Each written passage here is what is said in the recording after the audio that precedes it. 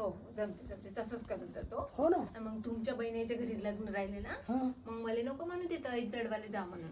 कोण नाही काय नाही हा काल लागते मग तेव्हा आयर नाही लागत, हवाय नाही लागत म्हणता ना. आता नाही लागत, आता नका तसं निघून टाक. हो. 15 दिवसाच्या आधीपासून तर घ्यायची सुरुवात करते. नाही नाही काही होत नाही. जसं ती स्टेजवर चढायला लागली त्याच्यासोबत सोबत नका आपण हात लावून जायचं. तुम्ही तसंच करायचो ना मग. हो काही तुम्ही होत नाही. तसंच कराल तुमच्या बहिणीच्या लग्नामध्ये. हो ना कर ना म्हणूनच तर म्हणता ना. काही होत नाही, तसं नेऊन देऊन दे. का जेवढी लग्न आहे ना त्याला पहिलेच तू फोन मारून विचारून ठेव तू चालली का लग्नाला, तू चालली का म्हणून. जे झाली तिच्या मग आपली साडी लावून नाही का जात जा.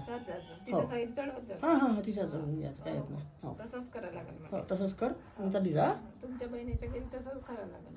अरे कर म्हणणार ना तर जमते ना. तुमच्या रिश्तेदाराच्या घरी लग्न राहिले ना ते तसंच करणार. काल मी येतच नाही ना, तुम्हीच नाही येत आहे ना. तुम्ही जायचं मग आपल्या नाही त्याच्यानं नाही लग्न. यंदा नाही पुढच्या वर्षी राहीनच ना.